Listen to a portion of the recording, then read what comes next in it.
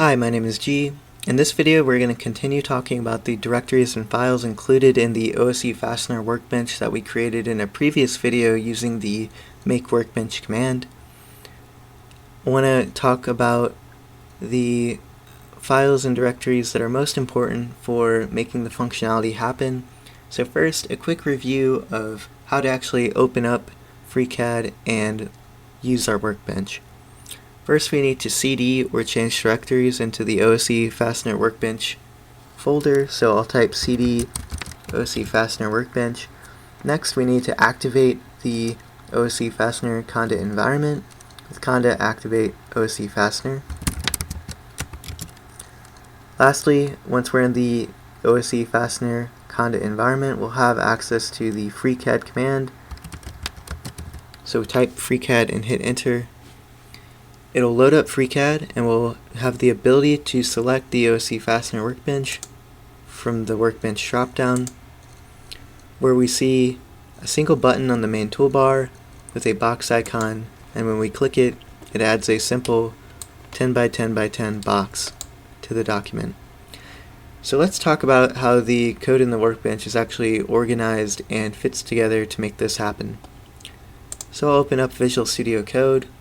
And the 2 points of interest are the Workbench Package, which is this folder that is called FreeCAD, and the library package, which is named after the workbench, so in this case OSE Fastener. And this is where the bulk and all of the functionality for the workbench is contained.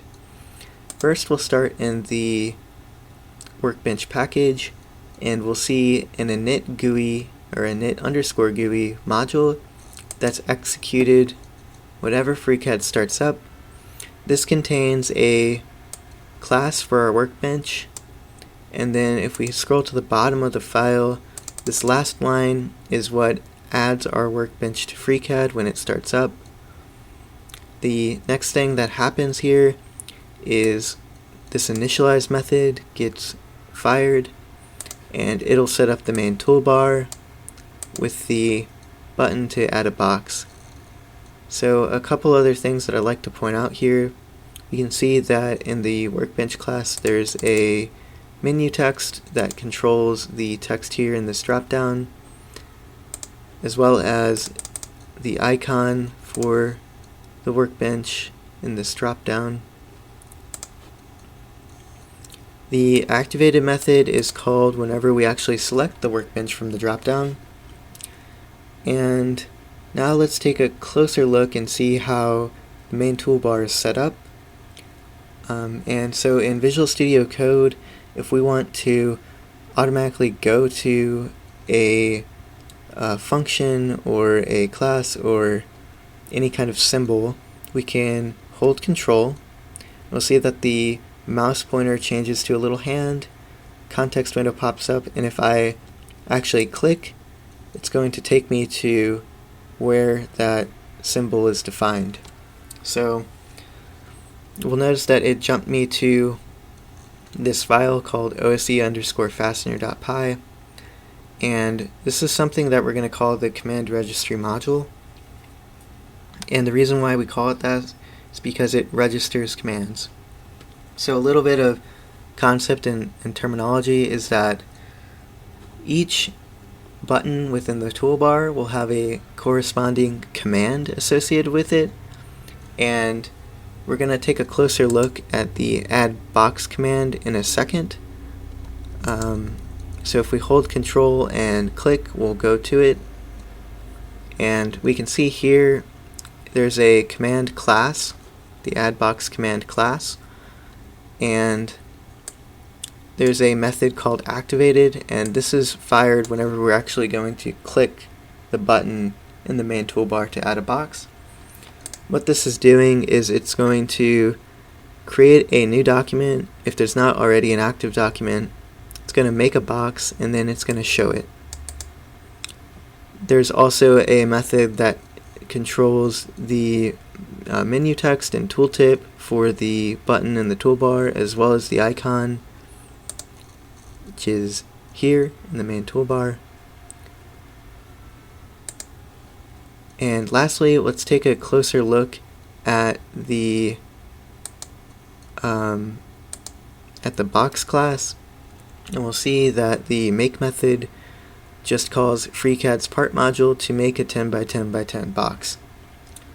So I know that that was a lot, and we didn't cover everything. For example, the icon package that contains the actual box icon, but we hit most of the important parts.